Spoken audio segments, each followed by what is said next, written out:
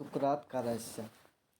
लोगों से बात शुरू करते समय आप अपने मतभेदों का जिक्र सबसे पहले ना करें। आप पहले उन बातों पर जोर दीजिए और जोर देने देते रहिए जिन पर आप दोनों सहमत हों। यदि संभव हो तो इस बात पर जोर दीजिए कि आप दोनों का लक्ष्य एक ही है और आप में अंतर सिर्फ उस साधन का है जिसके माध्यम से आप लक्ष्य तक पहुंचना चाहते हैं। शुरुआत से ही सामने वाले व्यक्ति से हाँ हाँ कहलवाते रहिए जहाँ तक हो सके। ऐसी नौबत ही ना आने दें कि सामने वाला व्यक्ति ना कहे। एक बार सामने वाला ना कर देता है तो प्रोफेसर ओवरस्ट्रीट के अनुसार बाद में उसे टस से मस करना मुश्किल होता है।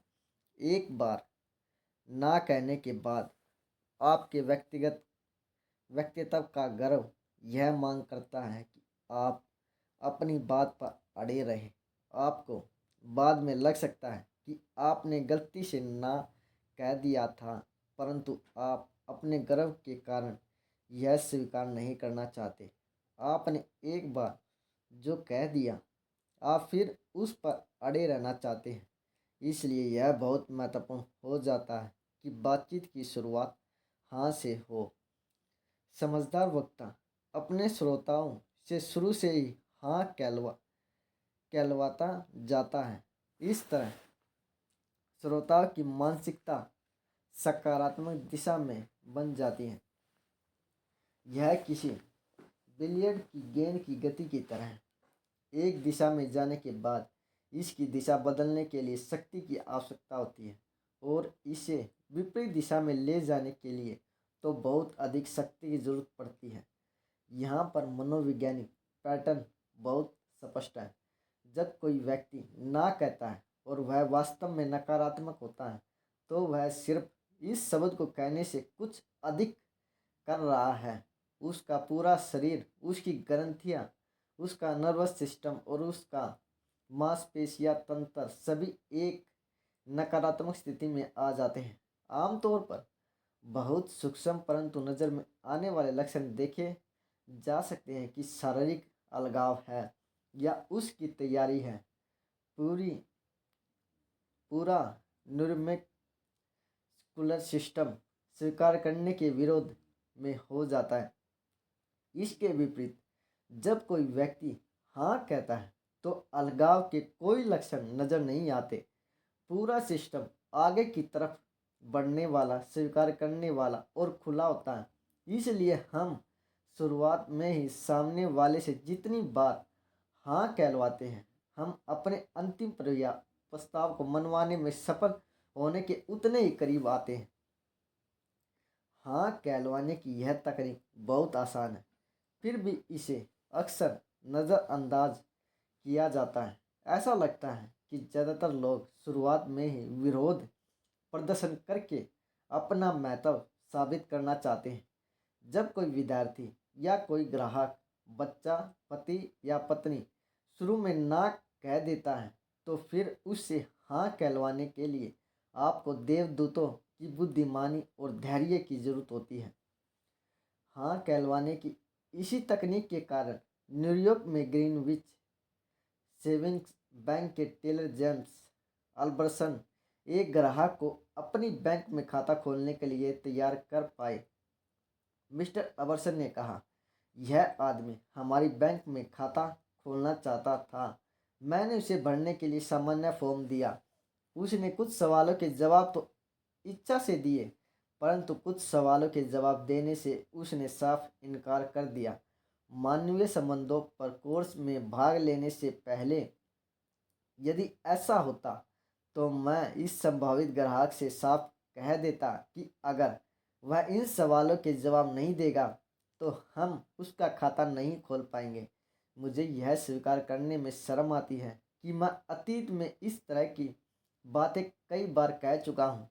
स्वाभाविक रूप से इस तरह का अल्टीमेटम देने के बाद मुझे खुशी का एहसास होता है। मैं इस तरह बता देता था कि बॉस कौन था और बैंक के नियम कायदों की अवहेलना नहीं की जा सकती, परंतु यह बात तो तय थी कि मेरे इस तरह के रवैये से सामने वाले व्यक्ति को महत्व और स्वागत का एहसास नहीं होता था, जो हमारी बैंक में ग्राहक बनने के लिए आया था। इस दिन मैंने थोड़ी बुद्धि के प्रयोग का फैसला किया। मैंने निश्चय किया कि मैं उसे यह नहीं बताऊंगा कि बैंक क्या चाहती थी, बल्कि यह बताऊंगा कि उन सवालों के जवाब देना ग्राहक को अपने हित में था। और सबसे बड़ी बात तो यह है कि मैंने उसे शुरू से ही हाँ हाँ कहने के लिए विवश कर दिया। मैंने उसे बताया कि अगर वह जानकारी नहीं देता तो उससे बैंक को कोई फर्क नहीं पड़ेगा।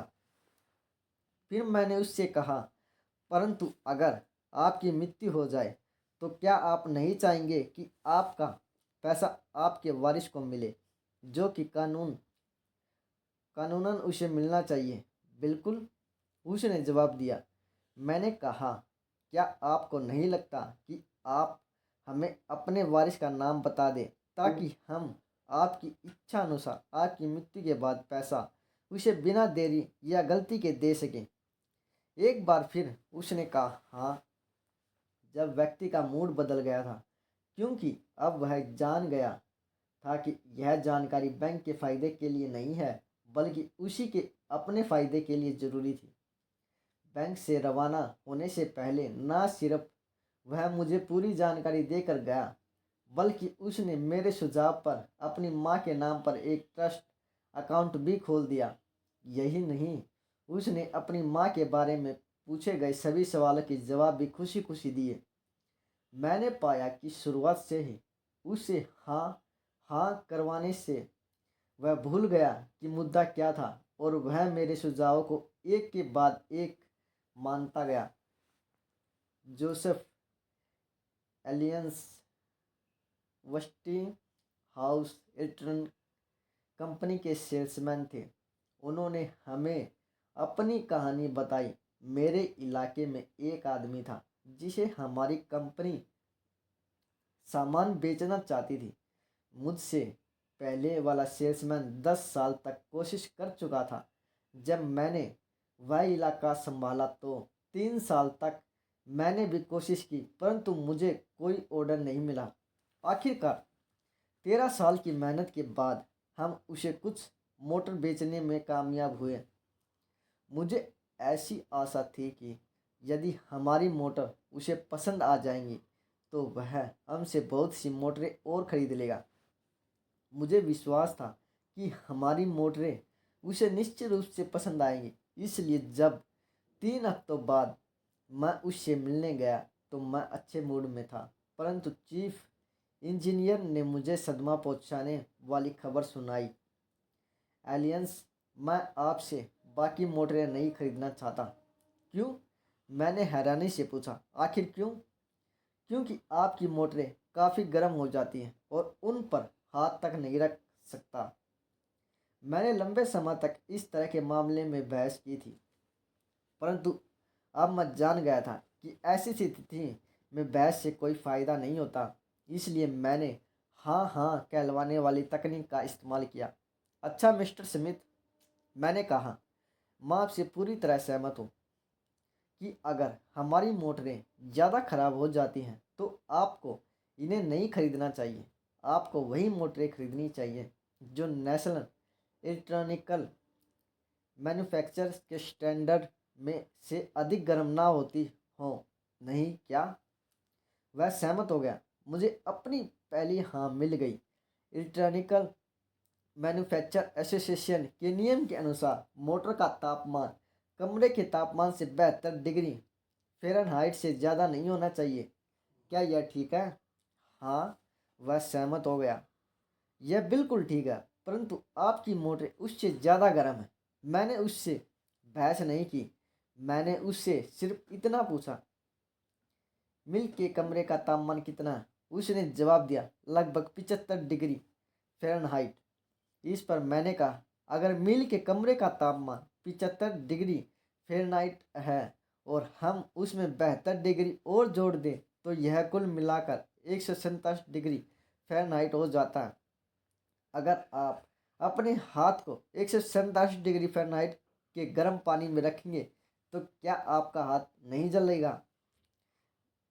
जल जाएगा। एक बार फिर उसने कहना पड़ा, हाँ, तो क्या यह अच्छा नहीं होगा कि आप मोटर से अपना हाथ दूर रखें? मुझे लगता है कि आप सही हैं, उसने माना। हमने कुछ देर तक बातें की। इसके बाद उसने अपनी सेक्रेटरी को बुलाया और हमें अगले महीने के लिए $35,000 के बिजनेस का ऑर्डर दे दिया। कई साल बाद और बिजनेस में हजारों डॉलर का घाटा उठाने के बाद मैंने आखिरकार यह सीख ही लिया कि बहस करने से कोई फायदा नहीं होता। दूसरे व्यक्ति का नज़रिया समझना ज़्यादा महत्वपूर्ण और ज़्यादा फायदेमंद होता है। उसके नज़रिए को समझकर उससे हाँ हाँ करवाना ज़्यादा कारगर तरीका है। एडी स्नो ओकलैंड कैलिफोर्निया में हमारी कोर्स स्पॉन्सर करते हैं। उन्होंने हमें बताया कि वे एक दुकान के अच्छे ग्राहक सिर्फ इस वजह से बने क्योंकि प्रोप्राइटर ने उन्हें हाँ हाँ कहने पर विवश किया था। एडी की रुचि बो हीटिंग में थी और उन्होंने एक स्थानीय बो स्टोर से उपकरण और सप्लाई खरीदने में काफ़ी पैसे खर्च किए थे। जब उनका भाई उनसे मिलने के लिए आया तो उन्होंने अपने भाई के लिए एक धनुष किराए पर लेना चाहा। उन्होंने एक दुकान पर फ़ोन किया जहां सेल्स क्लर्क ने उन्हें बताया कि वे लोग धनुष किराए पर नहीं देते। इसलिए एडी ने दूसरे बॉस स्टोर में फ़ोन किया। एडी बताते हैं कि क्या हुआ। एक बहुत खुशमिजाज व्यक्ति ने फ़ोन का जवाब दिया। किराए पर धनुष देने के मेरे सवाल के बारे में उसका नज़रिया बिल्कुल ही अलग था। उसने कहा कि उसे खेद है कि वह हमें धनुष किराए पर नहीं दे सकता। उसने मुझसे पूछा क्या मैंने पहले कभी धनुष किराए पर लिए हैं। मैंने जवाब दिया हाँ, कई साल पहले। उसने मुझे याद दिलाया कि शायद मैंने किराए में 25 या 30 डॉलर दिए होंगे। मैंने एक बार फिर हाँ कहा। फिर उसने पूछा कि क्या मैं इस तरह का व्यक्ति हूँ जो पैसे बचाना चाहता है। जाहिर था कि मुझे हाँ में जवाब देना ही था।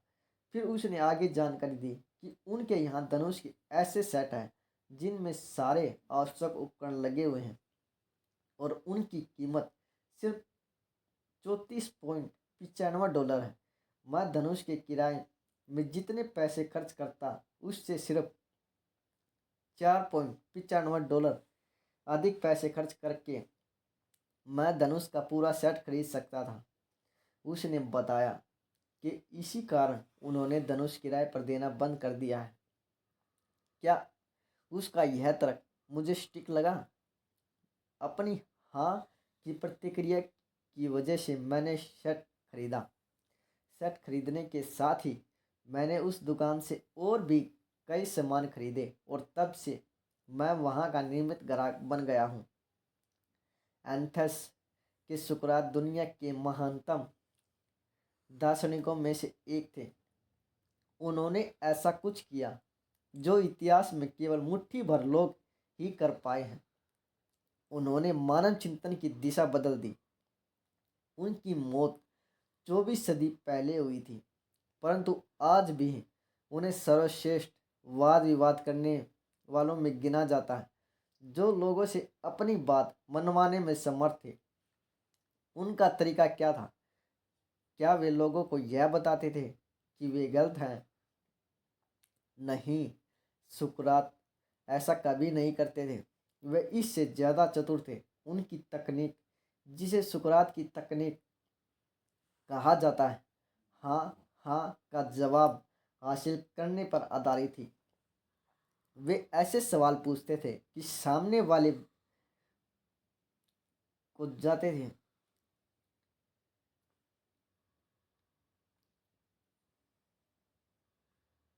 जवाब हासिल करने पर आधारित थी। वे ऐसे सवाल पूछते थे कि सामने वाले को उनसे सहमत होना ही पड़ता था। वे एक के बाद हाँ करवाते जाते थे। वे लगातार सवाल पूछते जाते थे और अंत में उनके विरोधी इस स्थिति में आ जाते थे कि उन्हें उसी निष्कर्ष पर पहुंचना पड़ता था जिससे मानने के लिए वे कुछ समय पहले तक बिल्कुल तैयार नहीं थे। अगली बार जब हमारी इच्छा किसी को यह बताने की हो कि वह गलत है, तो हम बूढ़े सुकरात को याद कर लें और एक नरम सा सवाल पूछे, एक ऐसा सवाल पूछे जिसका जवाब हाँ में हो। चीन में एक कहावत है जिसमें पूर्व की सदियों पुरानी बुद्धिमत्ता का सार है, हल्के कदमों से चलने वाला आदमी दूर तक जाता है। और उन्होंने मानव स्वभाव को समझने में 5000 साल लगाए हैं और उन्होंने अपने निष्कर्ष को बहुत ही अच्छे ढंग से व्यक्त किया है। हल्के कदमों में चलने वाला आदमी दूर तक जाता है। सामने वाले से तत्काल हाँ हाँ कहलवाएं।